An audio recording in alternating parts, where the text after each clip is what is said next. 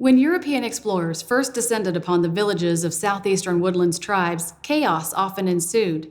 In this Cherokee Almanac, we take a look back at our tribal ancestors' earliest encounters with non-Indigenous people.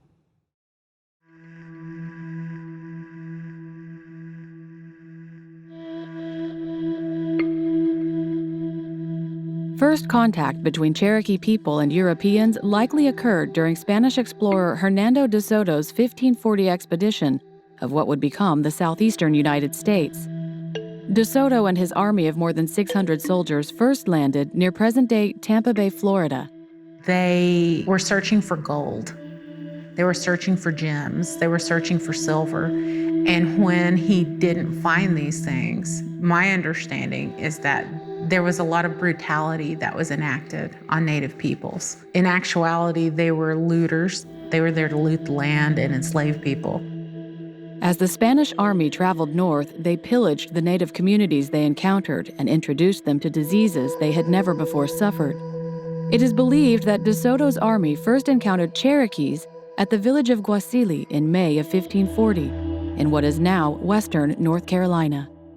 Cherokee people are in the southeastern United States living really pretty awesome lives. They went to water every morning. They were very clean people. And then they encounter Europeans who were not. By the time the Spanish army arrived in Cherokee territory, Cherokee food reserves from the previous year's harvest were running low. The army's urgent need to resupply may have spared Cherokees from experiencing the same level of brutality that was inflicted upon other people of the southeastern woodlands over the next 2 years. Hernando de Soto ultimately died of a severe fever on the western banks of the Mississippi River in May of 1542. But the Spanish interest in colonizing Cherokee land did not end with De Soto. The first really well-documented contact is with a small Spanish army under Captain Juan Pardo. Pardo's men headed inland from the East Coast in December of 1566 and built 6 forts, 2 of which were likely in Cherokee territory. It's an incredible act of hubris for the Spanish to build forts and to seek to claim a territory that was inhabited. Pardo had been given this task to establish a roadway and pacify the Indians, let the Indians know that they were now subject to the King of Spain. The only fort we've identified archaeologically is Fort San Juan, located at the Native American town of JOARA. JOARA was located near modern-day Morganton, North Carolina. One really interesting thing that we've learned from really early historic records, people all the way from Niquosi and Gadua walked over there quite a distance on foot to see what was happening with Juan Pardo and to try and understand what this new presence was in the landscape.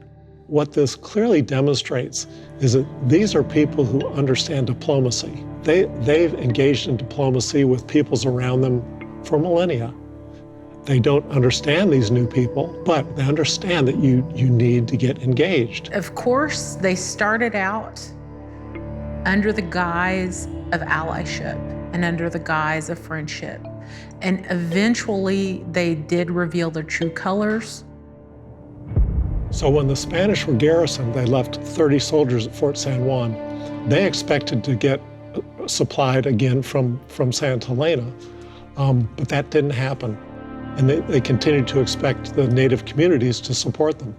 That was a crucial problem, obviously. We did see from early Spanish explorers the enslavement of Indigenous peoples, and we saw the kidnapping of Indigenous women.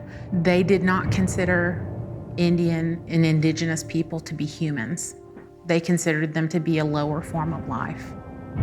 Often it's depicted that, well, Europeans come in and basically, the Indians are helpless after that. That's certainly not the case at all.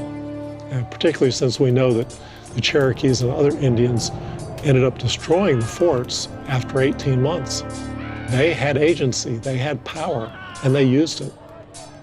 So for Cherokee people and other Indigenous people in the Southeast to strike back and destroy those forts, in my view, it looks like a defense of our homeland. I see it purely as defense. When they met these new people, They didn't shrink away. They didn't try to avoid them. They were not afraid of these people.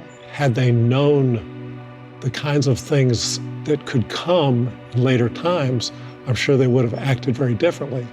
But their habit was to be peaceful and to cooperate until such time that that wasn't working.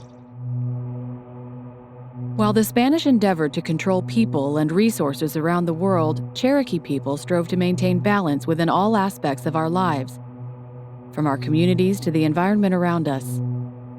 How does one maintain balance when presented with a force diametrically opposed to its very nature? By removing it.